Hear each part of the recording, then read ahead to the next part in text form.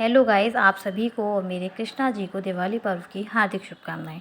बिना भगवान जी के दिवाली हो या कोई भी फेस्टिवल तो बन ही नहीं सकता। तो अपने दिन की शुरुआत करनी है तो भगवान जी के साथ।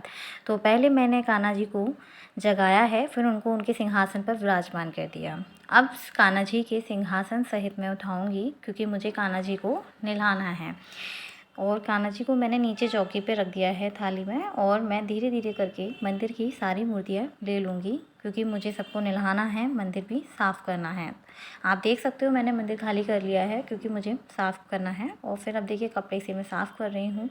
त्योहार पे हर जगह की सफाई हो जाती है, मंदिर की सफाई, भगवान का भी तो नहाना ज़रूरी है ना फेस्टिवल वाले दिन, जिस तरह हम नहाते हैं।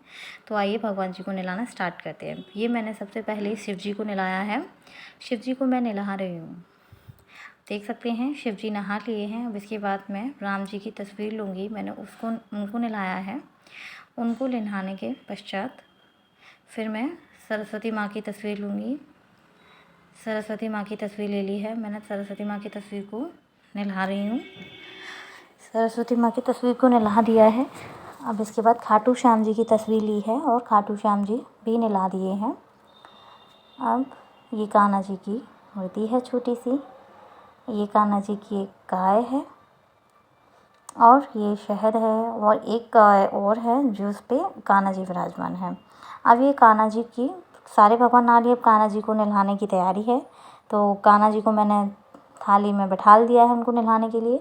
अब उनके ऊपर मैंने चंदन डाला है। अब उनकी हम उससे क्या नाम है, ये शहद से हम इनकी मालिश करेंगे कान्हा जी की। तो शहद से पीछे का रह गया था तो इसलिए कान्हा जी के पीछे भी थोड़ा शहद डाला है। अब इनकी मालिश मैं करती रहूँगी जब तक मुझे लगेगा कि हाँ मूर्ति थोड़ी साफ़ हो गई, चमक आ गई। तो इस तरह मैं कर रही हूँ। अब मैंने उनको नहलाना स्टार्ट किया है। अब कान्हा जी को नहला रही हूँ मैं। अब कान्हा जी के हाथ पैर आगे पीछे जैसे हम अपना नहाते हैं उस तरीके से इनका बारी बारी से साफ़ किया है। अब इसके बाद मैं कान्हा जी को चंदन से मालिश करूँगी। इससे भी क्या होता है कि मूर्तियाँ जो होती हैं उसमें चमक आ जाती है, और मेरे कान्हा जी दिवाली के लिए शुभ अवसर पर चमक जाएंगे। इसलिए कान्हा जी की मैंने चंदन से भी मालिश कर रही हूँ मैं। चंदन से मूर्ति में चमक आती है, आप भी करके देख सकते हो गाइस। और आप बताना कान्हा जी को तैयार करने का व्यू सब कैसा है। उम्मीद है आप सभी मेरी मेहनत को समझेंगे, सपोर्ट करेंगे, मेरे चैनल को लाइक शेयर और सब्सक्राइब करेंगे। और कान्हा जी को मैंने नहला दिया है, और ये जो कान्हा जी को नहलाया है इसका जो जल है इसको हम पेड़ में डाल सकते हैं, घर में छिड़क सकते हैं, या पी भी सकते हैं। जो आपको कंफर्टेबल लगेगा वो कर सकते हो। अब कान्हा जी को नहला दिया है। अब टॉवल लेंगे कान्हा जी की छोटी सी। अब हम कान्हा जी को पोंछना स्टार्ट कर रहे हैं। कान्हा जी को पोंछेंगे आगे से, पीछे से, हाथ पैर, छोटे बच्चे की तरह। अब ये सब कर दिया है कान्हा जी का पोंछने के बाद। अब ये पोशाक एक पीली, एक ये पिंक क्रीम कलर मिक्स, ये सारे सामान न्यू ख़रीदे हैं मैंने कान्हा जी के लिए दिवाली और दोज के लिए। तो कान्हा जी के लिए मैंने न्यू अंडरवियर पहना दिया है। अब कान्हा जी को मैंने ये वाली पोशाक पहनाई है। मेरी मम्मा ने ये चॉइस की थी कि कान्हा जी पर ये ज़्यादा बेस्ट लगेगी। वैसे तो उन पर सब अच्छा लगता है, पर आज के लिए मम्मा ने ये चॉइस की, इसलिए मैंने मेरे लड्डू गोपाल जी को ये पोशाक पहनाई है। ये इनकी माला है, ये भी इनकी न्यू है। अब ये माला मैं आपको खोल कर दिखाती हूँ कि कैसी है और कान्हा जी पर पहनकर कैसा व्यू आएगा। आप बताना कैसी लगी कान्हा जी की माला। ये माला खुल गई है। अब देखिए इसमें गांठ लगा के कान्हा जी को माला पहना दी है, आप देख सकते हो। देखिए, देखो उनकी माला पहन ली है।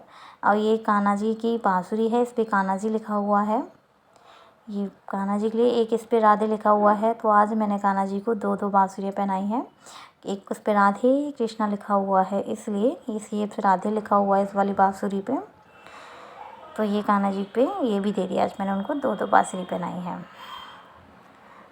अब कान्हा जी के लिए उनको हाथ के हथबंद पहना दिए हैं, उनका सेहरा उनको पहना दिया है, उनकी पगड़ी।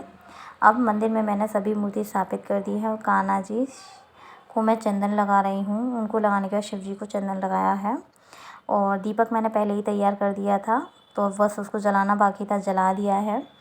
मूर्ति को स्थापित करने के बाद उनके ऊपर चावल वगैरह डाल दिए कान्हा शिव जी के, और मैंने भोग में काजू और जल रखा है। मिठाई रखूँगी शाम को, या भी पूजा हो जाएगी उसके बाद। उम्मीद है आप सभी को मेरी वीडियो अच्छी लगी होगी। मेरे प्यारे से